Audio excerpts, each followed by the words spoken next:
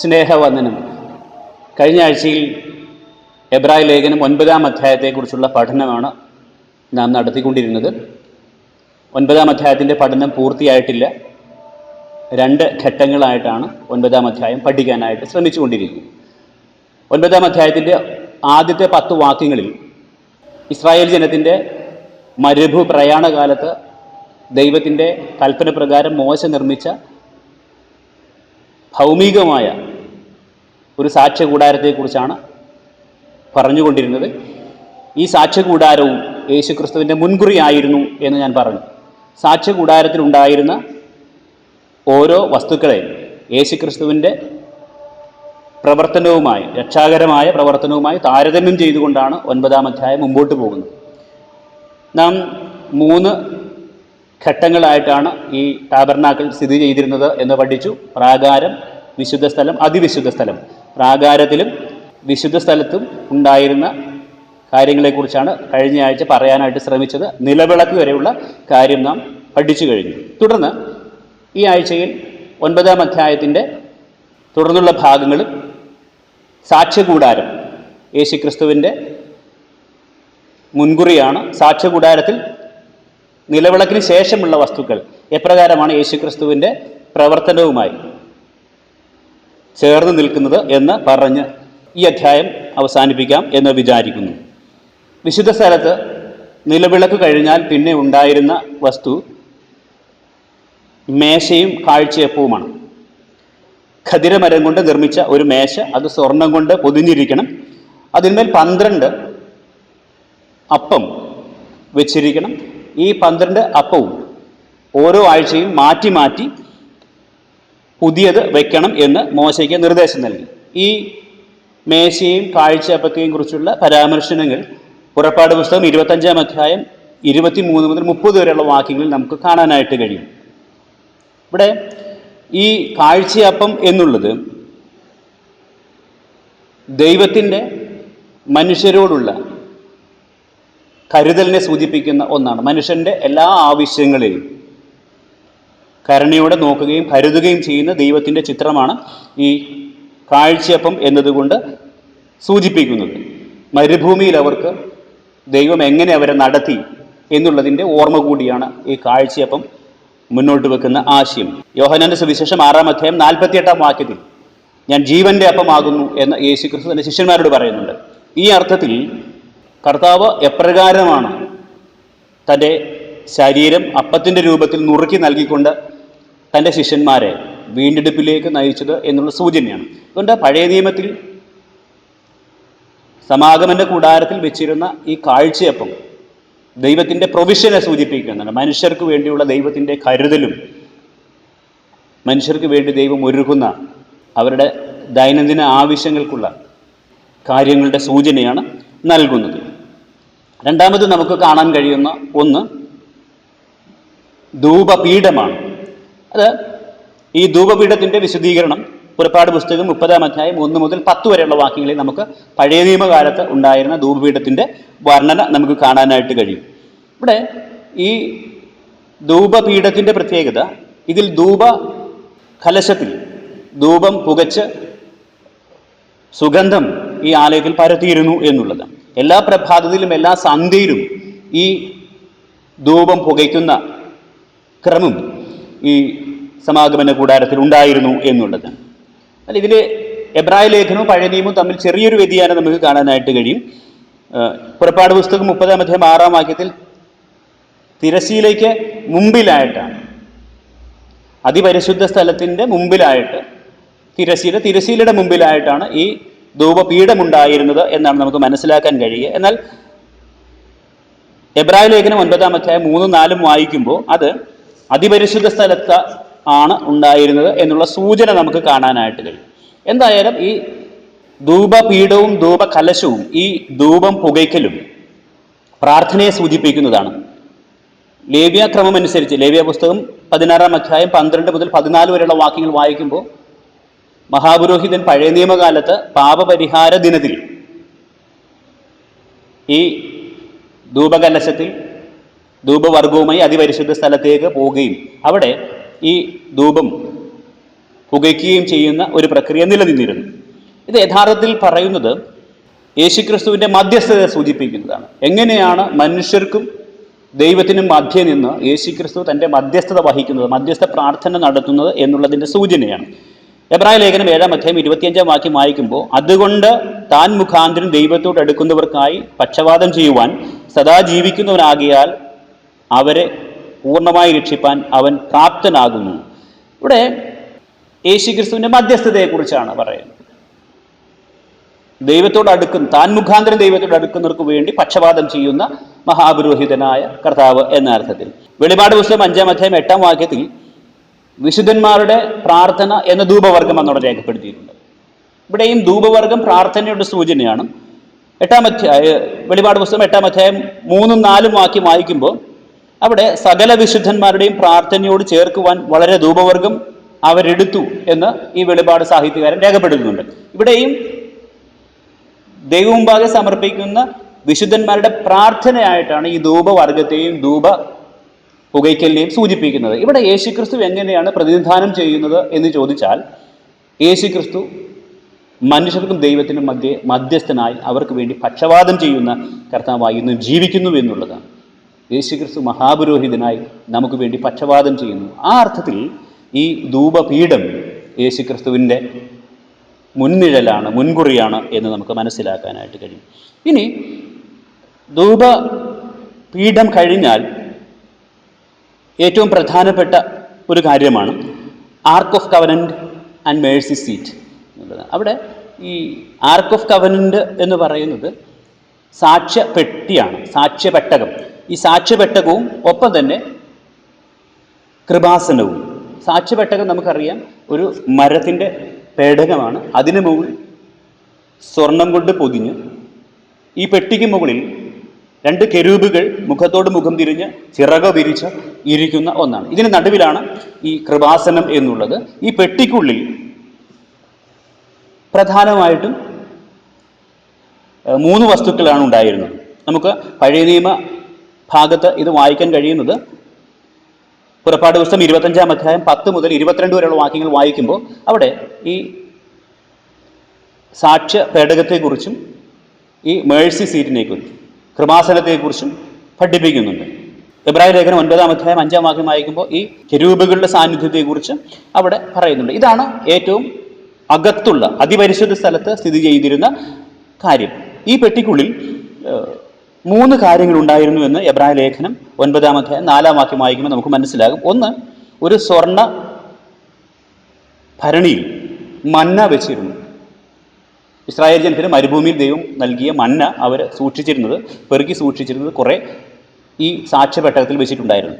മന്നയുണ്ട്. 2, അഹരോന്റെ തളിർത്ത വടിയാണ്. 3-ാമത് ദൈവം മോശ മുഖാന്തരം നൽകിയ കൽപ്പനകൾ, തൻ്റെ കൽപ്പനകൾ നൽകിയ കൽപ്പനകൾ. ഈ 3 വസ്തുക്കളാണ് പെട്ടിക്കുള്ളിൽ ഉണ്ടായിരുന്നത്. ഇത് 3ഉം യേശുക്രിസ്തുവിനെ സൂചിപ്പിക്കുന്നത് തന്നെയാണ് എന്ന് നമുക്ക് മനസ്സിലാക്കാനായിട്ട് കഴിയും. ഒന്ന്, മന്ന എന്നുള്ളത് സ്വർഗീയ ഭോജനത്തിൻ്റെ സൂചനയാണ്. തളിർത്ത വടി അഹരോന്റെ അധികാരത്തെ സൂചിപ്പിക്കുന്നതായിരുന്നു. സംഖ്യാപുസ്തകം 17-ാം അധ്യായം 5-ാം വാക്യം അവിടെ നമ്മൾ കാണുന്നത് ദൈവം ആരെ തിരഞ്ഞെടുത്തു എന്നുള്ളതിൻ്റെ സൂചന നൽകുന്നതിനാണ് അഹരോന്റെ വടി തളിർത്തത്. അവിടെ വെച്ചിരുന്ന വടിയുണ്ട്, അതിൽ അഹരോന്റെ വടി തളിർത്തു എന്നുള്ളത് അഹരോനെ തിരഞ്ഞെടുത്തു എന്നുള്ളതിൻ്റെ സൂചനയാണ്. അതുകൊണ്ട് ദൈവത്തിൻ്റെ അധികാരത്തിൻ്റെ സൂചനയാണ്. 3, സ്വർഗത്തിൽ നിന്ന് മനുഷ്യർക്ക് ലഭിച്ച കൽപ്പനയാണ് ഈ കൽപ്പനകളിൽ ഉണ്ടായത്. ഇത് 3ഉം യേശുക്രിസ്തുവിൻ്റെ മുൻകുറികളാണ്, മുൻനിഴലുകളാണ് എന്ന് നമുക്ക് മനസ്സിലാക്കാനായിട്ട് കഴിയും. യേശുക്രിസ്തു സ്വർഗീയ മന്നയാണ് എന്ന് യോഹന്നാന്റെ സുവിശേഷം 6-ാം അധ്യായം 49 മുതൽ 51 വരെ വായിക്കുമ്പോൾ നമുക്ക് മനസ്സിലാക്കും. സ്വർഗത്തിൽ നിന്നിറങ്ങി വന്ന സാക്ഷാൽ മന്ന ഞാനാകുന്നു എന്ന് യേശുക്രിസ്തു പറഞ്ഞു. അതുകൊണ്ട് യേശുക്രിസ്തുവിൻ്റെ സൂചനയാണ് ഈ സൂക്ഷിച്ചിരുന്ന മന്ന എന്നുള്ളത്. യേശുക്രിസ്തുവിൻ്റെ പുനരുത്ഥാനത്തിൻ്റെ സൂചനയാണ് തളിർത്ത വടി എന്നുള്ളത്. ദൈവത്തിൻ്റെ അധികാരം, ദൈവം തിരഞ്ഞെടുത്ത ആൾ, ദൈവം നിയോഗിച്ച് അയച്ച ആൾ എന്ന അർത്ഥത്തിൽ യേശുക്രിസ്തു തന്നെ പുനരുത്ഥാനം ചെയ്തത് എന്തുകൊണ്ട് എന്ന് ചോദിച്ചാൽ ദൈവത്തിൻ്റെ ആധികാരികത സൂചിപ്പിക്കുന്നതിന് വേണ്ടിയാണ്. റോമാലേഖനം 14-ാം അധ്യായം അതിൽ 9-ാം വാക്യം വായിക്കുമ്പോൾ അവൻ മരിക്കുകയും ഉയർക്കുകയും ചെയ്യും, ജീവിച്ചിരിക്കുന്നവർക്കും മരിക്കുന്നവർക്കും കർത്താവാകേണ്ടതിനല്ലോ അവൻ മരിക്കുകയും പിന്നെ ഉയർക്കുകയും ചെയ്യുന്നത്. ഇതിൻ്റെ അർത്ഥം മരിക്കുന്നവരുടെ മേലും ജീവിക്കുന്നവരുടെ മേലും അധികാരമുള്ള ദൈവം എന്നുള്ള അർത്ഥത്തിലാണ്. യേശുക്രിസ്തു ദൈവത്തിൻ്റെ അധികാരമാണോ, ദൈവം തിരഞ്ഞെടുത്ത് അയച്ച ആളാണെന്നുള്ളതിൻ്റെ സൂചനയാണ് ഈ അഹരോൻ്റെ തളിർത്ത വടിയിലൂടെ യേശുക്രിസ്തു പ്രതിനിധാനം ചെയ്യുന്നത്. 3 കൽപ്പനകളാണ് ദൈവം സ്വർഗത്തിൽ നിന്ന് മനുഷ്യർക്ക് നൽകിയ കൽപ്പനകൾ. യേശുക്രിസ്തു സ്വർഗത്തിൽ നിന്ന് ഇറങ്ങി വന്ന വചനമാണ്. ഒപ്പം തന്നെ ദൈവം യേശുക്രിസ്തുവിലൂടെ നൽകിയ കൽപ്പനകൾ ജീവൻ്റെ വചനമാണ് എന്നുള്ളത്, ജീവിപ്പിക്കുന്ന വചനമാണ്, മനുഷ്യൻ അനുസരിക്കേണ്ട വചനമാണ് എന്നുള്ള സൂചനയാണ് ഈ കൽപ്പലകൾ സൂചിപ്പിക്കുന്നത്. നമ്മൾ യോഹന്നാന്റെ സുവിശേഷം 1-ാം അധ്യായം വായിക്കുമ്പോൾ അവിടെ ദൈവം യേശു വചനമാകുന്നു എന്ന്, സ്വർഗത്തിൽ നിറങ്ങി വന്ന വചനമാണ് എന്ന് രേഖപ്പെടുത്തിയിട്ടുണ്ട്. അവിടെ ഈ അർത്ഥത്തിൽ ഈ സാക്ഷ്യപെട്ടകത്തിൽ സൂക്ഷിച്ചിരുന്നത് ഈ 3 വസ്തുക്കളും യേശുക്രിസ്തുവിൻ്റെ പ്രവർത്തനവുമായി താരതമ്യം ചെയ്തുള്ള പഠനം എബ്രായ ലേഖനകർത്താവ് നൽകുന്നുണ്ട്. ഒടുവിലായി നമുക്ക് കാണാൻ കഴിയുന്നത് അവിടെ ഇത് വേർതിരിച്ചിരുന്ന ഒരു തിരശ്ശീലയുണ്ടായിരുന്നു. ഈ തിരശ്ശീലയെക്കുറിച്ച് പുറപ്പാട് ദിവസം 26-ാം അധ്യായം 31 മുതൽ 35 വരെയുള്ള വാക്യങ്ങൾ നമുക്ക് കാണാൻ കഴിയും. തിരശ്ശീല അതിപരിശുദ്ധ സ്ഥലത്തെയും പരിശുദ്ധ സ്ഥലത്തെയും തമ്മിൽ വേർതിരിച്ചിരുന്ന ഒന്ന്. യഥാർത്ഥത്തിൽ ഇത് ഈ കൃപാസനത്തെ മറച്ചിരുന്ന ഒരു മറ കൂടിയായിരുന്നു. മനുഷ്യർക്ക്, സാധാരണ മനുഷ്യർക്ക് അത് ദൃശ്യമാകാതെ കൊണ്ട് മറച്ചിരുന്ന ഒന്നാണ്. പുറപ്പാട് ദിവസം 39-ാം അധ്യായം 34-ാം വാക്യത്തിലും സംഖ്യാപുസ്തകം 4-ാം അധ്യായത്തിൻ്റെ 5-ാം വാക്യത്തിലും അത് ഈ കൃപാസനത്തെ മറച്ചിരുന്ന മറയായിരുന്നു എന്നുകൂടെ നമുക്ക് കാണാനായിട്ട് കഴിയും. യേശുക്രിസ്തു കാൽവരി ക്രൂസിൽ മരിച്ചപ്പോൾ ഈ തിരശ്ശീല കീറിപ്പോയി എന്ന് നാം വായിക്കുന്നു. യെരുശലേം ദേവാലയത്തിലെ തിരശ്ശീല കീറിപ്പോയി. യെരുശലേം ദേവാലയത്തിലും ഈ വേർപെടുത്തലുണ്ടായിരുന്നു. ഈ അതിപരിശുദ്ധ സ്ഥലവും പരിശുദ്ധ സ്ഥലവും തമ്മിൽ വേർപെടുത്തിയിരുന്ന തിരശ്ശീല യേശുക്രിസ്തുവിൻ്റെ മരണത്തോടെ കീറിപ്പോയി എന്ന് നമ്മൾ വായിക്കുന്നുണ്ട്. ഇത് മർക്കോസിൻ്റെ സുവിശേഷം 15-ാം അധ്യായം 38-ാം വാക്യത്തിലാണ് ഈ തിരശ്ശീല കീറിപ്പോയതിനെ കുറിച്ച് നാം വായിക്കുന്നത്. ഇവിടെ യഥാർത്ഥത്തിൽ യേശു ഈ തിരശ്ശീല കീറിയതിലൂടെ സകല മനുഷ്യർക്കും ദൈവത്തിങ്കിലേക്ക്, കൃപാസനത്തിലേക്ക് പ്രവേശനം നൽകുകയായിരുന്നു ചെയ്തത്. എബ്രായ ലേഖനം 10-ാം അധ്യായം 19-ഉം 22-ഉം വാക്യങ്ങൾ വായിക്കുന്നു. ഒപ്പം എബ്രായ ലേഖനം 6-ാം അധ്യായത്തിൻ്റെ 19-ഉം 20-ഉം വാക്യങ്ങൾ വായിക്കുമ്പോൾ അവിടെ നമുക്ക് വളരെ കൃത്യമായി യേശു തൻ്റെ ദേഹമെന്ന തിരശ്ശീലയിലൂടെ മനുഷ്യർക്ക് നൽകിയ വീണ്ടെടുപ്പിനെ കുറിച്ച് പറയുന്നുണ്ട്. നാം ഇങ്ങനെ വായിക്കുന്നു: യേശു തൻ്റെ ദേഹമെന്ന തിരശ്ശീലയിൽ കൂടി നമുക്ക് പ്രതിഷ്ഠിച്ച ജീവനുള്ള പുതുവഴിയായി തൻ്റെ രക്തത്താൽ വിശുദ്ധ മന്ദിരത്തിലേക്കുള്ള പ്രവേശനത്തിന് ധൈര്യമുണ്ട് എന്നത്. നമുക്ക് ഈ അതിപരിശുദ്ധ സ്ഥലത്തേക്ക് പ്രവേശനം സാധ്യമായത്, വീണ്ടെടുക്കപ്പെട്ടവരായി, വിടുവിക്കപ്പെട്ടവരായി നമുക്ക് പ്രവേശനം സാധ്യമായത് യേശുക്രിസ്തുവിൻ്റെ ഈ മരണത്തിലൂടെയും. അതുകൊണ്ട് ഈ തിരശ്ശീല യേശുക്രിസ്തുവിനെ തന്നെ സൂചിപ്പിക്കുന്നു, യേശുക്രിസ്തുവിൻ്റെ മരണത്തെ സൂചിപ്പിക്കുന്നതാണ്. യേശുക്രിസ്തുവിൻ്റെ മധ്യസ്ഥതയെ സൂചിപ്പിക്കുന്നതാണ്. അവൻ്റെ ശരീരം ഛിന്നഭിന്നമാക്കിയിട്ട് അവൻ നമുക്ക് ഈ വഴി തുറന്നു തന്ന കർത്താവാണ് എന്നുള്ളത്. ഇവിടെ ഒപ്പം തന്നെ ദൈവത്തിൻ്റെ വെളിപ്പെടുത്തിയ യേശുക്രിസ്തു ദൈവത്തെ പൂർണ്ണമായി വെളിപ്പെടുത്തിയാണ്. അതിപരിശുദ്ധ സ്ഥലത്ത് നിലനിന്നിരുന്ന കൃപാസനത്തെ മനുഷ്യർക്ക് ദൃശ്യമാക്കിയത് തിരശ്ശീല വെളിപ്പെടുത്തുക. അതുകൊണ്ട് യേശുക്രിസ്തു ഈ തിരശ്ശീല ആയിരുന്നു എന്ന് നമുക്ക് പറയാം. യേശുക്രിസ്തു വെളിപ്പെടുത്തി, അവൻ മറപൊരുളാക്കി ദൈവത്തെ നമുക്ക് ലഭ്യമാക്കി തീർത്തു, നമുക്ക് ദൃശ്യമാക്കി തീർത്തു എന്നുള്ളതാണ് നമുക്ക് മനസ്സിലാക്കാൻ കഴിയും. ഒടുവിലായി ഈ 2 ടാബർനാക്കിൾ തമ്മിൽ ഭൗമികമായൊരു ടാബർനാക്കിൾ ഉണ്ടായിരുന്നു, സ്വർഗീയമായൊരു ടാബർനാക്കിൾ. യേശുക്രിസ്തു ഈ സ്വർഗീയമായ സാക്ഷ്യകൂടാരത്തിൻ്റെ പ്രതിബിംബമാണ്. അതിലൂടെ നമുക്ക് ലഭ്യമായ അനുഗ്രഹങ്ങൾ എന്തൊക്കെയാണെന്ന് ഈ അധ്യായത്തിൽ പറഞ്ഞ് അവസാനിപ്പിക്കുന്നുണ്ട്. അതുകൂടെ പറഞ്ഞ് നമുക്ക് പെട്ടെന്ന് അവസാനിപ്പിക്കാം. ഒന്ന്, നമുക്ക് പാപമോചനം ലഭിച്ചു, പാപങ്ങളുടെ വീണ്ടെടുപ്പ് നമുക്ക് ലഭിച്ചു എന്നുള്ളതാണ്. നമ്മൾ ഗ്രഹിച്ചിരുന്ന എല്ലാ പാപത്തിൽ നിന്നുമുള്ള വീണ്ടെടുപ്പ് യേശുക്രിസ്തു എന്ന സമാഗമന കൂടാരത്തിലൂടെ നമുക്ക് ലഭിക്കുന്നു എന്നുള്ളത്. എബ്രായ ലേഖനം 9-ാം അധ്യായം 15-ാം വാക്യം, 22-ാം വാക്യം, 26-ാം വാക്യം, ഈ വാക്യങ്ങളൊക്കെ വായിക്കുമ്പോൾ ഈ രക്തം ചൊരിഞ്ഞ് വീണ്ടെടുപ്പ് സാധ്യമായത് എങ്ങനെയാണ്, നമ്മുടെ പാപം എങ്ങനെയാണ് പോക്കിയത് എന്ന് രേഖപ്പെടുത്തിയിട്ടുണ്ട്.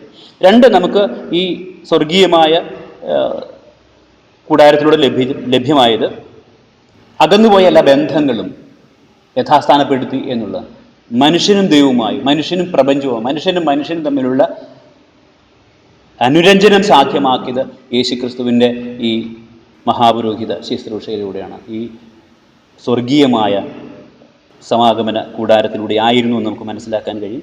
എബ്രായ ലേഖനം 9-ാം അധ്യായം 24-ാം വാക്യം വായിക്കുമ്പോൾ നമുക്കത് അങ്ങനെ മനസ്സിലാക്കാനായിട്ട്. 3, ദൈവത്തെ ഏറ്റവും അടുത്ത് ലഭ്യമായത്, ദൈവത്തോടുള്ള നമ്മുടെ സാമീപ്യം നമുക്ക് ലഭ്യമായത്. ഒരുപക്ഷെ അതിവിശുദ്ധ സ്ഥലത്ത് മനുഷ്യൻ അപ്രാപ്യമായിരുന്ന ഒരു സ്ഥലത്ത് ഉണ്ടായിരുന്ന കൃപാസനത്തെ നമുക്ക് ഏറ്റവും പ്രാപ്യമാക്കി തീർത്തിയത് യേശുക്രിസ്തുവിൻ്റെ ഈ സമാഗമന കൂടാരത്തിലൂടെ ആയിരുന്നു. യേശുക്രിസ്തു ആകുന്ന ഈ സമാഗമന കൂടാരത്തിലൂടെ ആയിരുന്നു എന്ന് നമുക്ക് മനസ്സിലാക്കാനായിട്ട് കഴിയും. 9-ാം അധ്യായം 8-ാം വാക്യവും 11-ാം വാക്യവും 12-ാം വാക്യം വായിക്കുമ്പോൾ നമുക്ക് മനസ്സിലാകും ഈ തിരശ്ശീലയിലൂടെ നമുക്ക് യേശുക്രിസ്തു ദൈവത്തിൻ്റെ സാമീപ്യം നമുക്ക് ലഭ്യമാക്കി തീർത്തു, ദൈവത്തെ നമുക്ക് ഏറ്റവും സമീപസ്ഥനാക്കി തീർത്തു എന്നുള്ളത്. 4-മത്തെ കാര്യം, നമ്മുടെ മനസാക്ഷി വിശുദ്ധീകരിക്കപ്പെട്ടു എന്നുള്ളതാണ്. തളിക്കപ്പെട്ട രക്തത്താൽ ഒരു നിഷ്കളങ്കമായ നിർമ്മലമായ മനസാക്ഷിക്ക് നാം ഉടയവരായി തീർന്നു എന്ന് എബ്രായ ലേഖന കർത്താവ് പറയുന്നുണ്ട്. 9-ാം അധ്യായത്തിൻ്റെ 14-ാം വാക്യമായി നമ്മുടെ മനസാക്ഷിയിൽ തളിക്കപ്പെട്ടവരായി, വിശുദ്ധീകരിക്കപ്പെട്ടവരായി, നമുക്ക് പുതിയ മനുഷ്യനായി നമ്മെ തീർത്തത് ഈ യേശുക്രിസ്തുവിൻ്റെ പാപപരിഹാര ബലിയായിരുന്നു. അവസാനമായി മനുഷ്യൻ്റെ പൂർണ്ണമായ വീണ്ടെടുപ്പും രക്ഷയും സാധ്യമായത്, രക്ഷ പൂർണ്ണമായി നമുക്ക് കരഗതമായത് യേശുക്രിസ്തുവിൻ്റെ മരണ പുനരുത്ഥാനങ്ങളിലൂടെയാണ്, ഈ സമാഗമന കൂടാരത്തിലൂടെയാണ്.